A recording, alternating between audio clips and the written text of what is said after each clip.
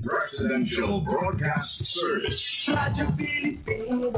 Radyo Publiko ng Bagong Pilipinas para sa Bagong Pilipino. Naghahatid ng mahahalagang balita at impormasyon na uugnay ng pamahalaan sa sambayanan. Tulay sa himpapawid ng serbisyo publiko. Radyo Pilipinas. Radyo Publiko. Ang boses ng Pangulo sa Iloilo. Radyo Pilipinas. 585 AM. Oras sa Radyo Pilipinas, alas 8:01 sa aga. Nagapanguna nga balita sa syudad, sa mga banwa, sa probinsya sa Iloilo, kag kaingon nga mga probinsya. Mga pananaw sa likod sa mga balita.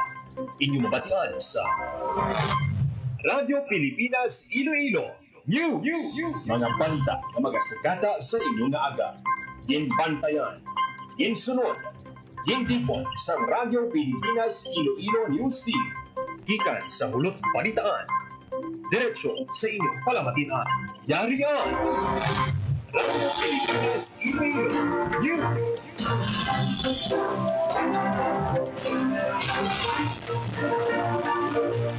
Ayong aga Pilipinas, good morning Western Visayas. Welcome sa Radyo Pilipinas News. Adlaw sang Huwebes, Hunyo 5, tuig 2025. Ako inyo tagbalita, Junel Baclay, kagkaroon sa aton balantayan kag mainit nga mga pangulong dinala. Presyo sang school supplies nagapabilin nga establish santo sa monitoring sa Department of Trade and Industry. Ayon, Jared Renyas, ginpangabayang kooperasyon sa kabarangayan sa pagpaninlo sa barado nga mga kanal sa Iloilo City. Drainage Task Force gintukod sa syudad. Tulo ka temporaryo nga learning spaces pagatukuron sa Limodyan National Comprehensive High School matapos nga nagluntad nga sunog sa Bulutuan. Police Regional Office 6 bugos ang suporta sa bag-o nga PNP Chief. Most wanted person sa Banwa Sambingawan arestado. OWA Region 6 nag-release ng livelihood assistance sa siyam ka benepisyaryo sa Balik Pinas, Balik Hanap Buhay sa Silay City, Negros Occidental. Barangay Island nakarehistro sa masobra 200,000 ka tourist arrival sa Mayo 2025. Finmayo ay magatukod sang kampo sa syudad sang Rojas.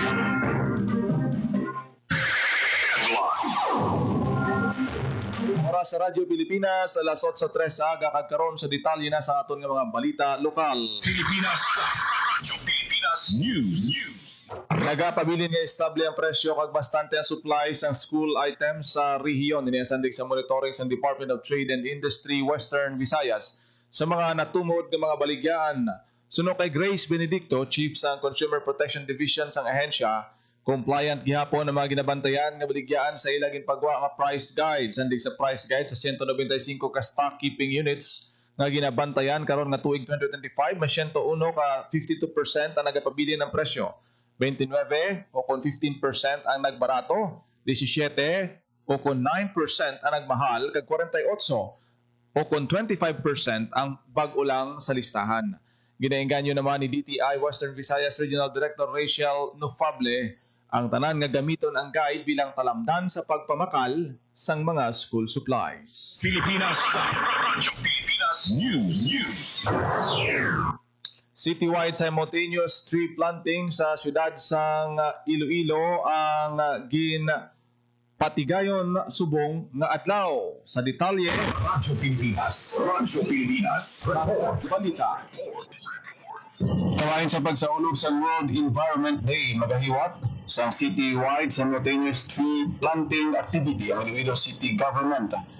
Ang programa magasugod alas 5 sang aga tugtog alas 7 sa nagkalain-lain nga lokasyon sa viewing deck sa Iloilo Sunset Boulevard, Diversion Road sa tubang San Carlos Bake Shop, Plaza Libertad, Plaza Haro, G.M. Basa kay General Luna sa adlaw sa Huwebes. Giningkan yung Iloilo City Mayor Jared Renyas sa nagkalain-lain ng sektor sa pagbuhilog sa programa nga nagatuyo sa pagpatahumpa sa Iloilo City paagi sa pagdanom sa kahoy.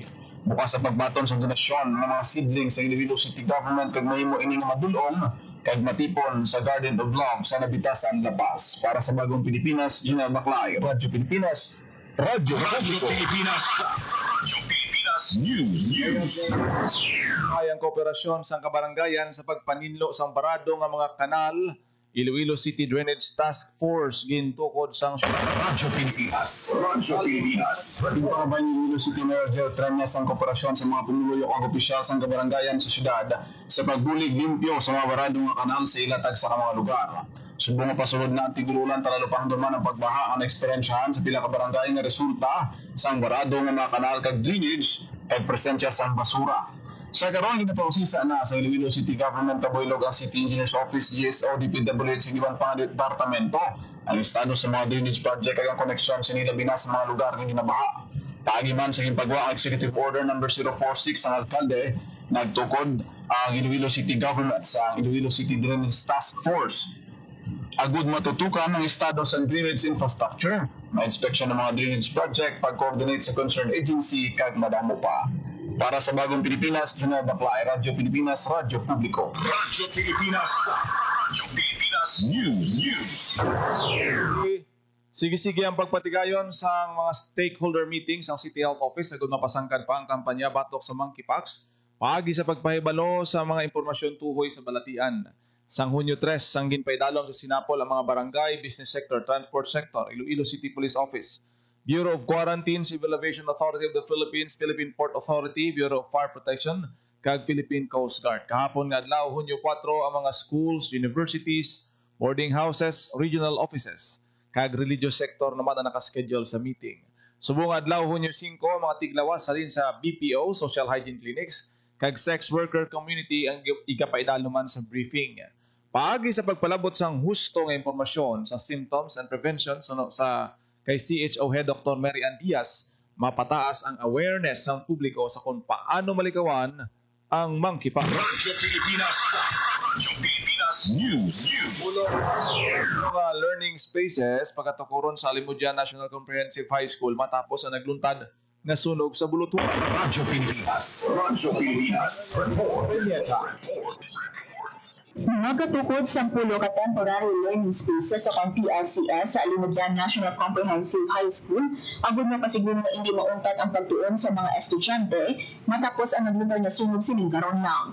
Gimpahayag ni Dr. Ernesto Subulan Jr., Schools Division Superintendent sa DepEd Iloilo Schools Division, nga naghiwas ang assessment visit ang DepEd sa Buluthuan, kag isa sa mga nasultan ang paghatag sa budget para sa pag-ubra sa makeshift classrooms. Pag-uusaron sa DepEd Iloilo ang Regional Standby Response Fund, balo nga sobra 4.1 milyones pesos. Kung maaprubahan sa Regional Office, gamitan ng kwarta sa debris removal kag hazardous material clearing operations, lakip mga sa construction sa pulo ka temporary learning spaces, procurement sa pulo ka complete teachers kits, kag pulo ka play kits sa apektado nga grade level, kag temporaryo nga water, sanitation kag hygiene facility.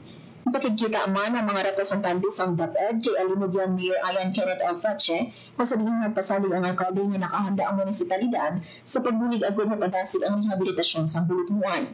Madumduman sundin sa inisyal na investigasyon ni Kaping 14 ka rooms, laki pa mga hulot klasihan, canteen, band room, supply office, TRE office, kag MAPI office ang totally nga nasunog at partially damaged naman ang gymnasium. Para sa Bagong Pilipinas, Milan Grace Aranyata, Radyo Pilipinas, Radyo Pilipinas. Radyo Pilipinas News. Pabutyag sang 100% na suporta ang Police Regional Office 6 sa bagong nga hepe sang Philippine National Police, Police General Nicolas Torre III. Suno kay PRO6 spokesperson Arnel Solis, komitido ang kapulisan sa Western Visayas nga suportahan ang mga programa, proyekto kag advokasya nga ipatuman sa bago nga hepe sa PNP para mapaayo pa ang serbisyo sa kapulisan sa komunidad. Pila sa luyag nga ipatuman sa bago nga hepe amo ang 3-minute response sa mga insidente, madasig nga pag-akto sa reklamo sa mga pumuluyo kag pagtutok sa pagdakop sa mga durugista sa komunidad. Si Torre ang ika-31 nga hepe sang Philippine National Police. Radyo Pilipinas. Radyo Pilipinas News.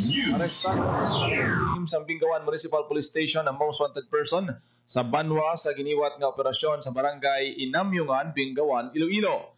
Ang suspect ginkilala nga si alias Tim, 25 anyos, nga nagapangatubang sang kaso nga 3 counts of rape by carnal knowledge under Article 266-A Paragraph 1 sang Revised Penal Code as amended by RA 8353. Ang pagka-aresto kay alias Team Kabayan sa masangkag na kampanya sa Iloilo Police Provincial Office agud maaresto ang mga may salabton sa layikag para matagaan hustisya ang ila mga nabiktima. Sa karon yara na sa kustudiya sang kapulisan ang sospek. Radyo Pilipinas. Radyo Pilipinas News. Ni Mayor Jared Treñas ang Iloilo City Police Office sa idalom sang pagpamuno ni Police Colonel Kim Ligada sa ila masangkan nga kampanya kontra illegal nga droga. Ang madinalagon nga anti-drug operations halin Mayo 1 tubtob Mayo 31 nagresulta sa pagkakumpiska sang 12.3 million pesos nga balor sang illegal drugs kag pagkadakop sang 54 ka mga durugista. Suno sa alkalde nasambit nga accomplishments ang ICPO nagapakita sa mabaskog nga pagbinuligay sa nagkalain-lain nga units sang kapulisan. Klaro ang direktiba ni Trenya sa ICPO nga hindi gid pagpahanugutan nga maglaptaliwat ang illegal nga droga sa syudad sang Iloilo. Kumpiyansa si Treñas nga sa pagtakop sa iya termino padayunon sang masunod nga administrasyon sa pagpamuno ni Mayor-elect Raisa Treñas ang bugos nga suporta sa ICPO para sa anti-drug campaign. Radyo Pilipinas. Radyo Pilipinas News. Listahan sa mga top-notchers sa May 2025 Certified Public Accountant Licensure Examination ang produkto sa Philamel Christian University sa Capiz.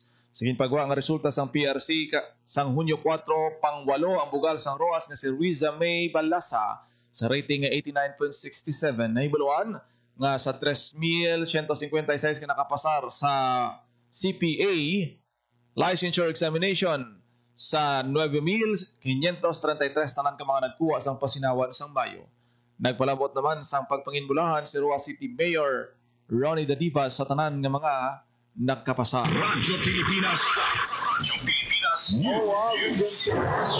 Livelihood assistance sa siyam ka benepisyaryo sang Balik Pinas Balik Hanap Buhay sa Silay City, Negros Occidental. Radyo Pilipinas. Radyo Pilipinas. Nag-release ng livelihood assistance ang Overseas Workers Welfare Administration Regional Welfare Office 6 sa siyam ka Balik Pinas Balik Hanap Buhay benepisyaryo din sa Silay City, Negros Occidental. Yung pangunahan ni OWA Region 6 Officer in Charge, James Mendiola ang paghatag sa livelihood assistance. Ang BPDH isa ka livelihood assistance nga nagaserve immediate relief sa nagpauli nga distress o displaced member o FW bilang bulig sa pag-umpisa o konduga nga kapital sa ilang negosyo nga pagatukuron. Nakit sa assistance sa ginahatag sa mga benepisyaryo ang cash assistance nga nagalabo sa hindi maglapaw sa 20,000 pesos bilang start-up o konduga nga kapital sa livelihood project. Entrepreneurial Development Training kag dugang nga serbisyo agud mabaligan ang mga benepisyaryo sa pag-umpisa o dumana sa ilang panangabunian hinaagi sa marketing linkages kag job referrals. Para sa Bagong Pilipinas, mga Andres Arañata, Radyo Pilipinas, Radyo Publiko. Radyo Pilipinas. Radyo Pilipinas News.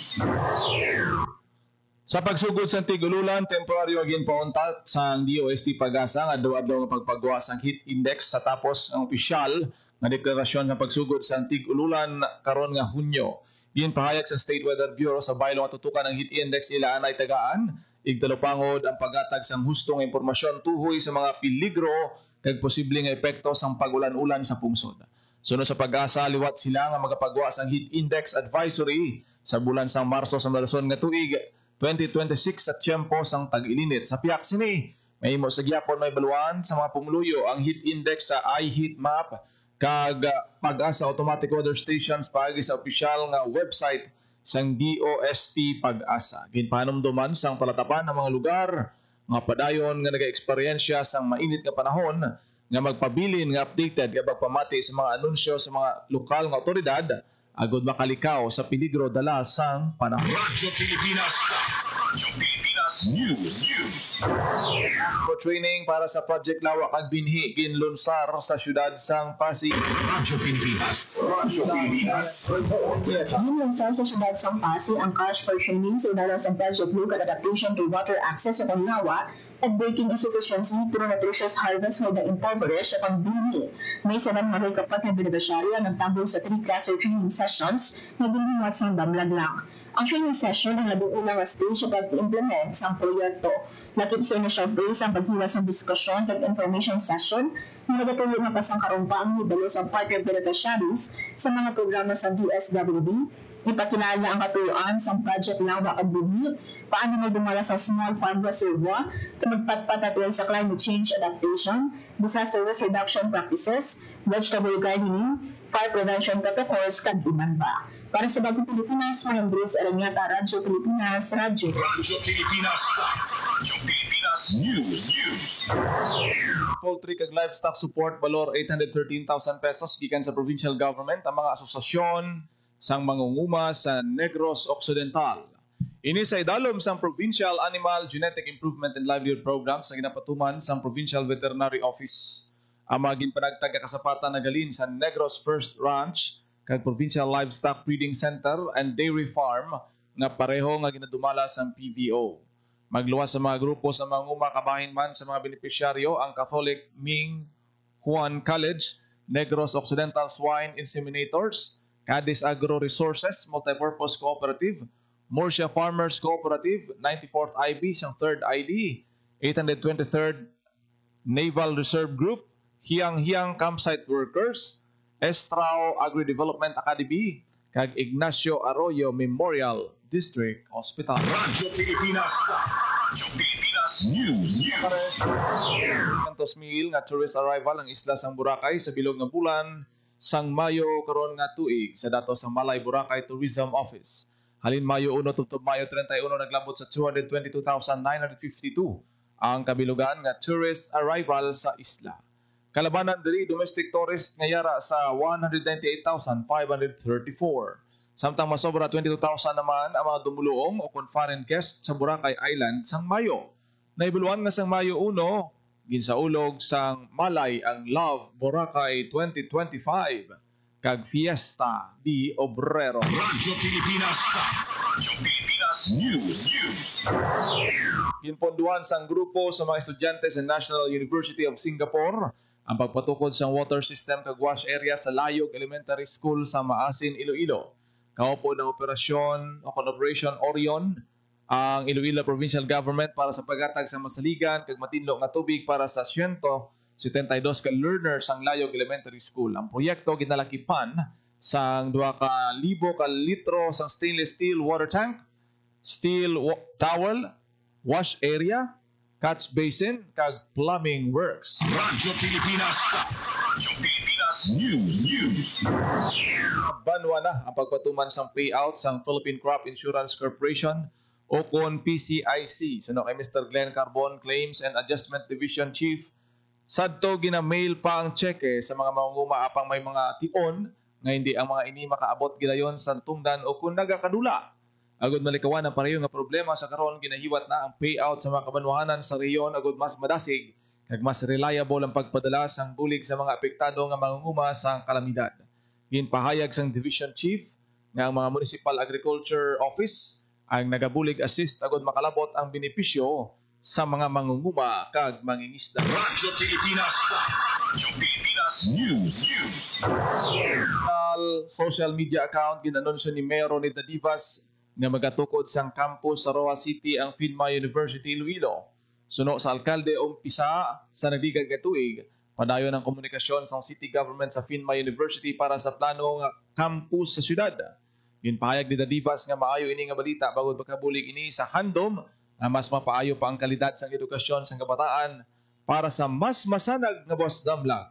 Dugang pa sang alkalde magapartner ang Finma sa PESO office sa pagpatigayon sang inter-school job fair bangod tinutuyo sang bulutuan nga magkuha sa mga manunudlo kag empleyado halin sa mga bag-ong graduate kag board passers. Nag-courtesy call naman sa City Hall sa Finma UI Chief Operating Officer Martin Benedict Perez, ACOO Mr. Jasper Corpus, HR Officer Chris Servas, kag Linkages Manager Tejo Kanda. Radyo Pilipinas News. Nagpanomdom ang Philippine Crop Insurance Corporation sa mga mangunguma kag mangingisda nga mag-report gilayon sang kahalitan sa ila kaumahan tugas ang kalamidad kaangay sang bagyo baha malawi nga magtag-ilinit kag pagpameste sa mga tanom. Suno kay Mr. Glenn Carbon, Claims and Adjustment Division Chief sa PCIC, kinahanglan nga ang apektado nga mga mangunguma magpadulong gilayon sa tagsa ka mga Municipal Agriculture Office sa ila tagsa kabanwa agud mabuligan sa pagsumite sang ila damage report sa provincial kag regional office ng PCIC. Radyo Pilipinas. Radyo Pilipinas News. Radyo Pilipinas. Radyo Pilipinas. Kagi nyo nabatian ang detalye sa mga nagapanguna nga balita sa pagpangalagad sang Radyo Pilipinas News subong adlaw sang Huwebes, June 5 na kita, 2025. Sa dugang pangabalita kag impormasyon, please share, follow kag like sa aton nga Facebook page, Radyo Pilipinas Iloilo kag Radyo Pilipinas Community Group. Good morning kay Sir Warren Libre Polidon nga nagatan-aw sa aton sini nga pagpangalagad. Kay Attorney Gillian Claire Suarez, good morning sa aton sini nga mga Facebook live viewers nga gaupod sa aton sini nga programa. Kita karon sa Iloilo Morning. Ako na gid lamang inyo alagad ang inyo tagbalita, Junel Baclay. Mayong aga Pilipinas. God bless Iloilo. Pilipinas. Radyo Pilipinas. Publiko. Radyo Pilipinas.